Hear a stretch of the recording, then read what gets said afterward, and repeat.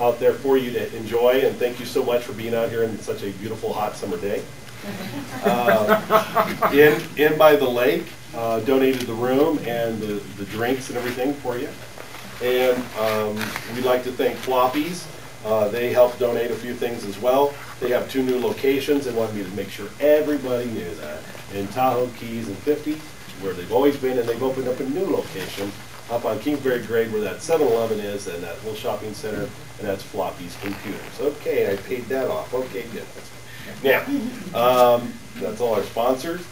This is the only time that we are aware of that these 2 gentlemen will be up here for up until November 2nd in the Tahoe, up here in South Lake Tahoe. I know the other chamber, the Chamber of Commerce would like to have them up here on October 19th. We'll find out if the gentlemen would like to come back then with the chamber. We'll see if they'll be able to show up then as well, if it fits into their schedule. But this is the only time these 2 gentlemen have been asked to be up here as far as we are aware of. Now, on a side note for the candidates, please pull your pens out right now, candidates. And, okay, you guys are doing really well on this. Okay, good. Now, both candidates are welcome on our 1490 KOWL The Owl for free 10 minutes of airtime. Okay? Now, the reason why I'm telling you this way, so I know I didn't tell one and not the other one, and the phone number to call us is 775-580-7130, extension 17. And you ask for Steve, and he'll set up a time with you so you can talk to us as, you know, at the radio station as well. Also, the radio station, whoever wins the sheriff's candidate, we would like to welcome you to do public service announcements throughout when you become the sheriff.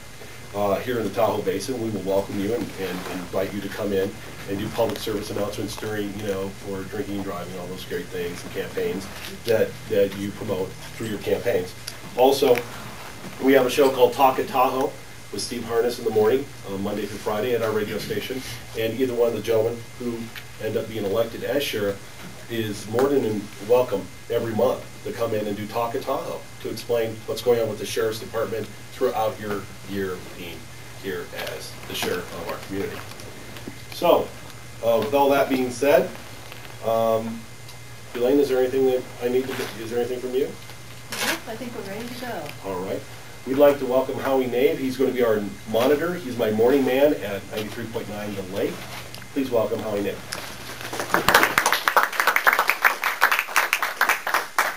Thanks, George.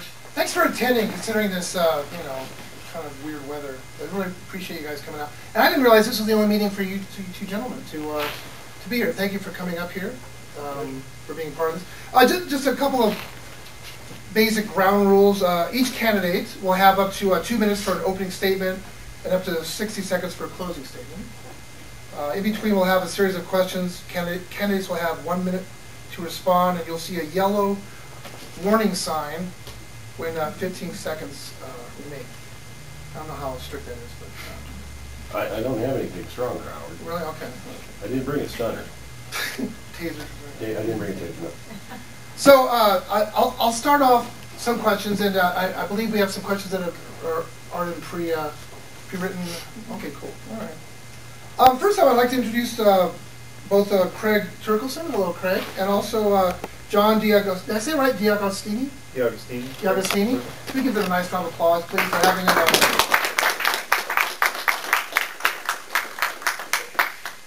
We'll be very gentle. I'd like to actually direct this toward both of you, and either one of you could answer first if you like. Yes? Oh, yes. I see, I'm already jumping the gun. I keep thinking, when you do morning radio, it's like just you and a mic, and you realize there's other people. So, okay. Yeah, let's start with an opening statement. I'd like to start first with Craig, sir. Can everybody hear me okay? If not, I'll move up front. I've lived in the county for 52 years. I started at the Sheriff's Department 28 years ago, in 1982, as a volunteer reserve officer right here in South Lake Tahoe. I got a job working in the jail part-time. So from there, the county was laying off in about 83 or so, tested with South Lake Tahoe Police Department, got hired on there, worked for approximately a year. So if I'm elected sheriff, it'll be the first time, I believe anyway, that an officer from South Lake Tahoe PD actually got to serve as the sheriff. I mentioned I'm a captain with the Sheriff's Department right now. I run about a third of the department, $12.9 million budget. When we started, I think it's been kind of whittled down a little bit, and I supervise about 128 people there. Worked through a variety of assignments in my career.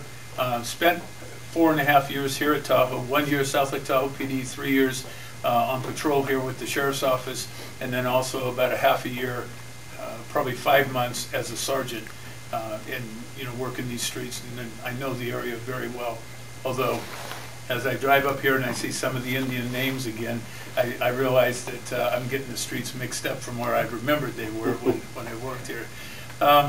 My heart and soul's in the county. I've worked here the whole time, worked for you right here for the past 28 years in El Dorado County law enforcement. I know we only got 2 minutes, and I haven't done this 2 minutes for a while, so I'll wrap up pretty quickly saying I've got the endorsements of 2 or 3 people. It's leaking up here, so I keep diverting my attention. I've got the support of 2 or 3 people that know something about El Dorado County law enforcement. Retired Sheriff Jeff Neves, DA Vern Pearson, and a person who knows a little bit about law enforcement that works in Sac County is John McGinnis. And just yesterday, if anybody knows the Mountain Democrat, we got the support of the Mountain Democrat also. So thank you for attending, and enjoy yourself. Thanks, Craig. Sorry about the leak, the budgetary cutbacks. We'll put it right here. And John, if you'd like Absolutely. Thank you. Thank you all for coming tonight. Hopefully we can make it back up here again if our schedules work out. I know they're filling up fast. We're down to 28 days, but thank you so much for coming out and listening to what we have to say. I'm John DeAugustini. I'm a candidate for sheriff. Came out first in the primary, and we're taking that momentum and carrying it through to November 2nd. I'm fourth generation, born and raised in El Dorado County, out in the south area, out by the Fairplay Wine area, a little place called Mount Ockham. My grandfather was on the Board of Supervisors. My father served on a couple boards, was on the Pioneer Union School District Board of Trustees. I'm in my 2nd term there. Prior to law enforcement, I was a general contractor in the county, built homes primarily in El Dorado County. And then my law enforcement career started about 17 years ago. That career's been with Amador County on the other side of the line. My roots are here, my career's been over there. Done everything from patrol to chief deputy coroner, worked homicide, property crimes investigator, grand jury liaison. My current assignment is I'm a district attorney investigator, and I'm assigned second command of the State Narcotics Task Force. So I have budgetary experience, personnel experience, management experience. I have what it takes to do this job. And the main reason I'm running for sheriff is because of the separation that I've seen grow between law enforcement and the community over the years. It's not so much over here. Lieutenant Les Lovell runs a good shop up here. He tells me, he tells his deputies, treat everybody as if they're a prospective juror. And that's a very good mindset. You treat everybody with respect, or as I like to say, as if your grandmother's looking over your shoulder. Get the deputies out in the community, start breaking down those barriers. So again, I just received the endorsement of Congressman Tom McClintock, People's Advocate, Taxpayer Protection Watchdog Group, Taxpayer Protection Committee, and hundreds and thousands of folks just like you in the county. So I'm very looking forward to your questions and also the closing statement. Thank you. I'd like to begin asking some just a couple of questions, and then we'll get the questions that were submitted. If you haven't had a chance yet, there's a box out front. We could write down a question, and yeah. I'd like to address this to Craig first. What do you think are some of the biggest safety concerns for here in Lake Tahoe, and how does that compare to other parts of the county? I think it compares this. What I'll start off saying, I think it's a county-wide thing. Is one of the things that I want to target in my tenure is at-risk behavior in our youth. Alcohol continues to be a major issue with our youth. It's the biggest killer. I can't say that's the biggest in South Lake Tahoe, but I would imagine it is. The prescription drugs that they have access to, and drugs in general. I think the drug problem in general in the population is a huge problem in El Dorado County. It has its legs in a lot of different things: domestic violence, lower work performance, and theft, and burglary, theft in general. I also think gangs, the emerging gang problem, is the same in the rest of the county as it is here. I like to say if there's one gang member in El Dorado County, it's too many. We have many more than that. In South Lake Tahoe, you also have a lot of registered sex offenders. I would intend to help do sweeps to check on those people to make sure that they're monitored. Thank you. Kind of some of the things that Craig touched on, but I think the biggest issue is a lot of transient crime, thefts, burglaries, things like that. A lot of vacant residences that get burglarized over the winter and in the summer, for that matter. One thing that's really near and dear to me too is pharmaceutical abuse amongst our youth. That is a huge emerging issue right now. It's emerging, it's here, and it's getting worse. We really need to crack down on this. I'm working with some of the pharmaceutical companies. They're changing some of their recipes on their drugs. Purdue Farm just did that, and it's starting to work good. But education with our youth and getting the deputies out and talking with them, which they do here a lot, really work that down the hill as well. And also fraud. Fraud is on the rise everywhere. Credit card fraud, elder abuse, elder fraud. Those are big issues in the county. Oh, you already got one? I just want to ask one quick one. Is that all right? Okay.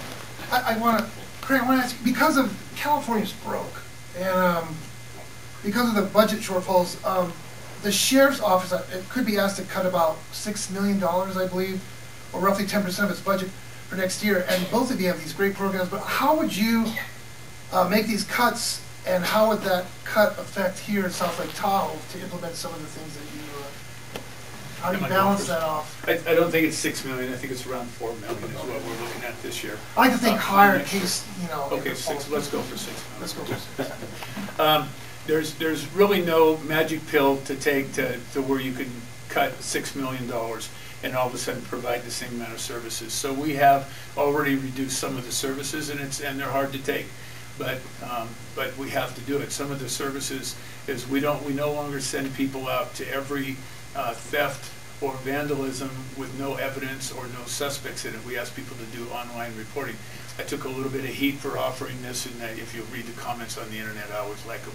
But right now, one of the things I think we can do is have our STAR volunteers go out there and help with that.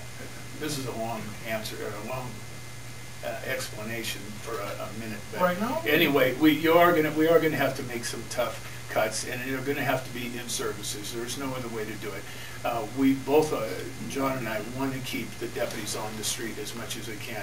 So we're going to have to cut some services that maybe we're used to getting to be able to keep that. I also am interested in flattening out the management team in order to save enough money to keep, and whatever extra deputies we can on the street. So thanks for the extra 15 seconds. John. You're right. Actually, yeah, the number is 4.7 million is where we're at right now. And one of the things that I'm going to really fight for is the Board of Supervisors has said that their priority is law and justice. Well, things are really ugly right now, and it's time to start prioritizing. So I'm going to work hard with them to make sure that we can suffer as least of a hit as possible. But there will be cuts. I understand that. I'm ready for that. I think some fresh eyes on the budget, looking at every line item as what's nice, what's necessary, and what's vital. Going over it that way and looking at different areas that maybe we can move some resources around. Also, I'm hoping, I feel pretty sure that after I'm elected, I'll have the luxury of some spots in top management that will be retiring.